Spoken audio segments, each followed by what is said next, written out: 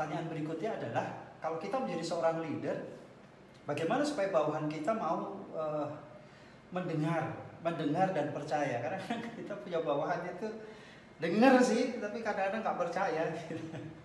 Nah, pertanyaannya adalah, kalau kita sebagai seorang leader, Anda seorang supervisor, memiliki beberapa bawahan, bagaimana supaya Anda bisa didengar? Yang Anda harus tahu, teman-teman semua harus tahu adalah, orang mau mendengarkan kita itu dalam hal apa sih? Yang pertama, orang mau mendengarkan kita, itu yang pertama karena suka. Kalau dia suka, dia akan dengarkan kita. Jadi kalau Anda dulu yang sudah menikah ya, yang jomblo, nggak boleh komen dulu. Ya, yang sudah menikah, misalnya pada saat Anda dulu masa-masa pacaran Anda, itu Anda dengarkan kekasih Anda.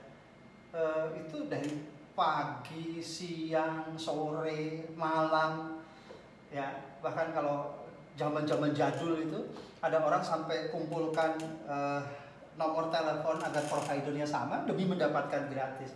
Dia telinganya menjadi mudah untuk mendengarkan orang lain. Kenapa? Karena suka. Makanya jangan heran kalau ada pemimpin-pemimpin yang memang punya karakteristik yang disukai, maka bawahannya lebih nurut, lebih cepat. Nah, pertanyaannya adalah, gimana supaya kita disukai? Sebenarnya disukai itu nggak harus nurut sama bawahan, teman-teman. Bahwa disukai itu adalah pada saat Anda, satu, kalau ngomong nggak nyakitin. Dua, sering berada bersama dia pada saat dia susah. Makanya kayak zaman-zaman pandemi semacam ini, Anda bersama dengan bawahan Anda. Bawahan Anda itu gelisah, mereka takut dipecat, mereka takut target nggak tercapai. Mereka merasa ketakutan, Anda bersama mereka.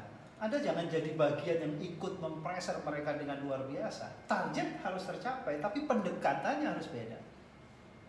Jadi yang pertama, orang mau mendengarkan kita sebagai seorang leader itu kalau mereka suka.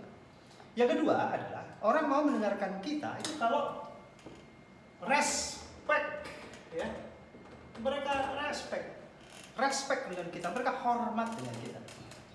Respect yang pertama karena posisi. Jadi kalau makin tinggi jabatan ya makin didengar. Betul ya? Direktur itu kalau ngomong apa saja bawahan dengerin, betul kan? Bahkan batuknya aja orang takut. Batuknya aja kita tafsirkan, betul ya teman-teman ya? Ya, itu yang pojok ketawa. Jadi ya mau nggak mau lah Anda berkarir dengan lebih cepat supaya posisi Anda makin tinggi sehingga Anda makin mudah didengarkan. Kemudian respect yang kedua itu karena faktor kita memiliki pengetahuan, kita punya skill yang lebih baik. Makanya atasan harus lebih pintar.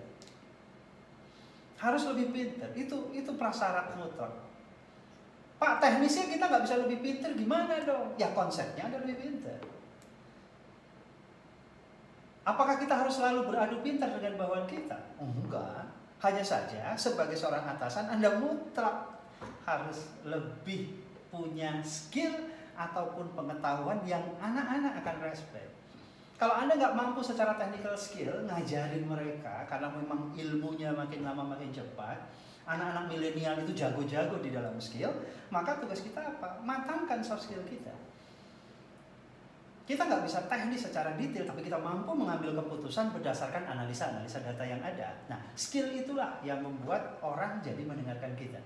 Jadi, respect karena posisi, tapi juga respect yang kedua karena skill. Terakhir, respect yang terakhir karena apa? Respect yang terakhir adalah karena faktor experience. Nah, ini beruntung. Ya, Pak JK senior, masa kerjanya sudah 25 tahun. Nah, Anda beruntung lah Pak. Anda beruntung. Kenapa? Orang mendengarkan Anda karena faktor pengalaman. Jadi pengalaman. Saya sudah bekerja di perusahaan ini sejak patung Pancoran menghadap timur gitu. Karena sudah menghadap barat misalnya. Anda kalau ngomong biasanya apa? Dulu, betul. Jadi senior itu kalau ngomong dulu. Nah, Anda para junior ya jangan bosan-bosan ya, karena memang dulu Anda belum kerja. Ya, Pak Jeki ini sudah bekerja waktu apa? Zainal. Anda baru belajar berjalan. Jadi orang respect juga karena pengalaman. Jadi nggak perlu dibenturin mana senior mana junior. Junior didengar karena skillnya, senior didengar karena pengalamannya. Kemudian Orang mendengarkan Anda karena suka, kemudian orang mendengarkan Anda karena respect. Respect karena posisi, respect karena pengetahuan, dan respect karena pengalaman. Yang ketiga, tenang saja. Orang masih mau mendengarkan kita dalam hal apa lagi sih? Yang terakhir adalah orang mau mendengarkan kita kalau kita punya kesamaan. Jadi kita sebagai seorang leader, kita sebagai seorang supervisor, itu jangan mentang-mentang gue lah gitu. Bosnya lu ke gue gitu. Udahlah. Kita cari aja persamaan. Kita dekat dengan mereka. Apalagi kita kelola anak-anak milenial kan. Anak-anak milenial mau nggak mau kita harus dekati dengan kesamaannya. Apa hobinya, apa kegemarannya. Ya kalau perlu kita harus mabar install PUBG, ayo kita install PUBG gitu. Dan setelah kita ngomongin PUBG, baru kita ngomong kerjaan, oke, nggak ada masalah. Daripada kayaknya mereka kerja padahal main PUBG. Nah kan, saya ketawa.